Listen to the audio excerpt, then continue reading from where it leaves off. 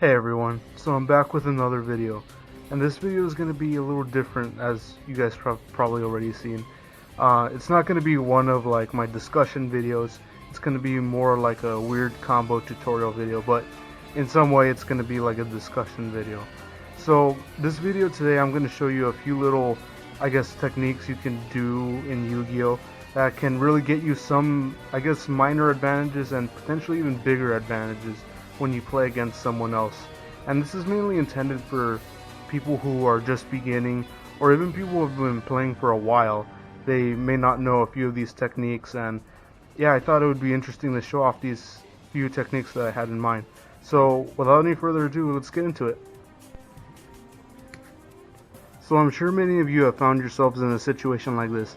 You don't have a really good hand, so you're really going to do the bare minimum. In this kind of scenario, I'm using my Blue Eyes deck, and you're probably just going to have to set. And most people might stop there, or they might go for the combo right here. But what I normally do is, I know I'm in a bad situation, and I notice I have this spell card. So I can't really do much with this spell card. So what I'm going to do is I'm going to set it face down. And the reason why I'm going to do that is because I know my opponent's probably looking to run me over. And this spell card doesn't do much for me right now, and this is going to be almost bait for your opponent.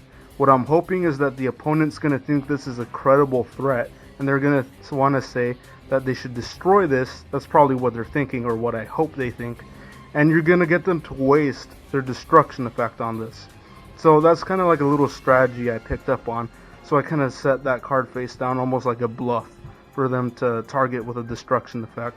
And then lo and behold, when they destroy it, they realize it's just advanced ritual art, it's nothing really big, and they just wasted their destruction effect. So that's one of the, I guess, more like sneaky tricks you can pull to really waste your opponent's resources. So that's the first one I wanted to show off. So the next scenario I want to introduce to you guys, or I guess strategy you can say, is like, let's say you have this hand, and it's kind of an alright hand or weird hand to say, but let's say you're going second and you draw. You get something like this. And you could go for these plays. You can do the whole, I guess, Galaxy Soldier play. But let's say you want to be a little more sneaky, or you want to take like a, I guess, a strategic almost route to this. So you have one dead card that you can't really do anything with, but you can do something with these two cards. This can stun your opponent or just kind of be like a floodgate to them. And this you can use to gain a little more advantage. So let's say, I don't know, let's say you wind up for some reason. I'm not saying like you normally do this. Let's say you set this face down. Again, let's just say, I'm not saying it's the best, but you really want to activate these two cards right here. So you set that face down, and I set Scapegoat face down right here, and then you set Skill Drain there. So you may be wondering why I chose to, I guess, set these cards here. Because if you notice, or what I've noticed throughout the past, is that a lot of the opponents at least me, that I've gone up against, they tend to target the two center spell or trap zones with destruction effects. And that's what I noticed they normally do. So I'm not going to put my most desired card in these two, I guess, spell or trap card zones. Even this one right here, they tend to hit that one.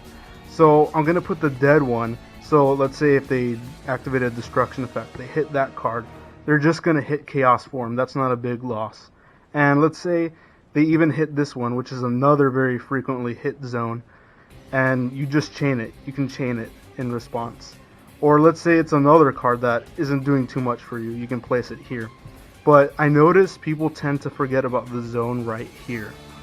Especially, and this is my theory, is because it's so close to the deck, and then people kind of look at these cards right here because it's right in front of them, and they're like, I wonder what these cards are, and then they completely forget about this one right here.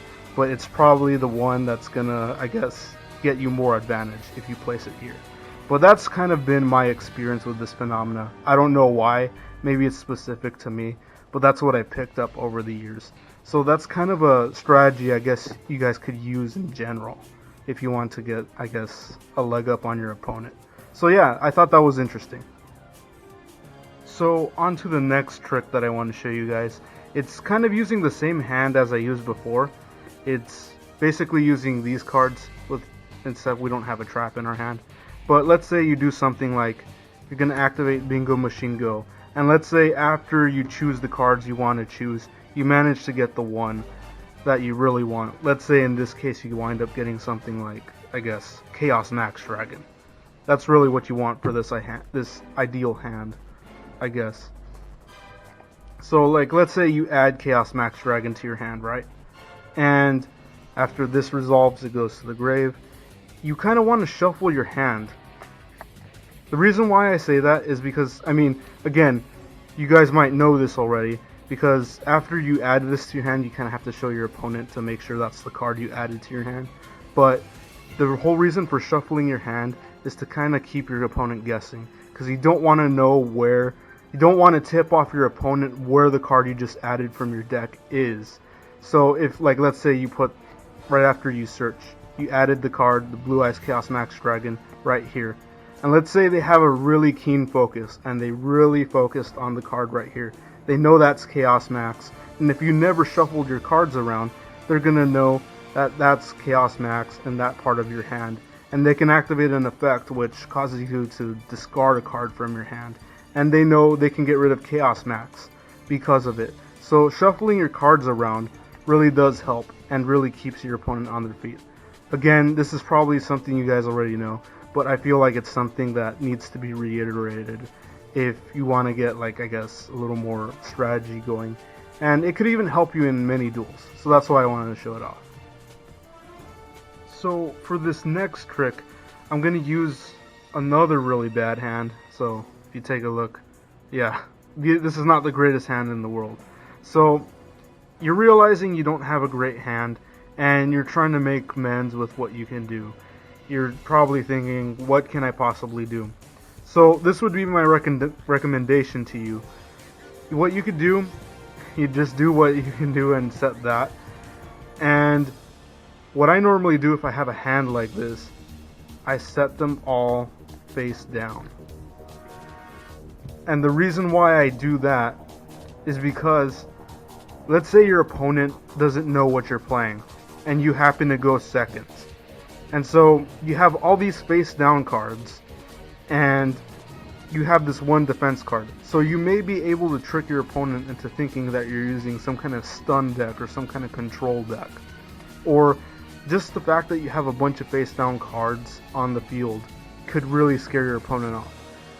Again, to a little more players that are not as experienced, this will definitely scare them.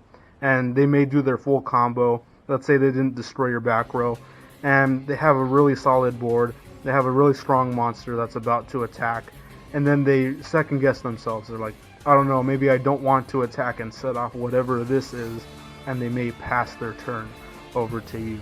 So that's kind of my tip. This board kind of scares a little more players that are not quite as advanced as other players in general, but it can work on other players besides them. So this could be a technique that you can use, or a strategy, I guess you can say, to kind of scare off your opponent, and hopefully you draw something else your next turn that you can use to your advantage, which in this case you probably wouldn't, but that's besides the fact. The point is, you delay your demise for one more turn, and you can potentially turn the duel around because of it. So this next strategy I feel is a little more common sense to everyone, and I think everyone knows about this strategy, but I thought I should include it. And what I'm talking about is knowing how to bait out your opponent's negations. So I feel that's something everyone should know, and I'm including it just to have a more roundabout video in terms of having these, I guess, strategies, more of a list of these strategies together. So let's say you go second and you have this hand. This is what you start out with, let's say. And then, since you're going second, you draw one. And you can do a lot with this hand. But what you're probably going to want to focus on is, you know, your opponent at least has one negation if you're going second.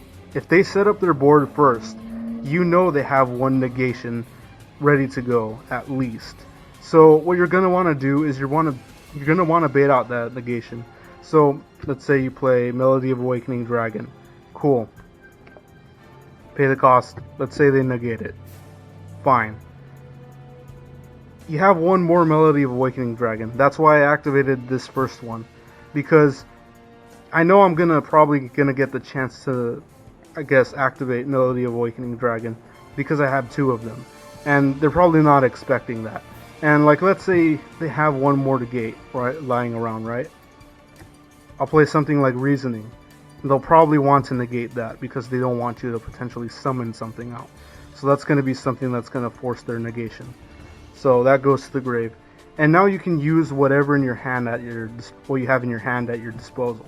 So that's really the key here. So with this strategy, you at least baited out 2 negates. And you can ultimately bait out more, and depending on what your deck does. But this is kind of the heart and soul of this strategy. You want to really, I guess, get your opponent to waste their resources so that you can use your resources to build your board. And so that's why I wanted to show this off in this list, because it is a key strategy that you want to use in casual play, but more especially even in competitive tournament play. That's where you ideally use it for. So that's what I wanted to convey in this video and tell you guys. And with that pretty much wraps up this video.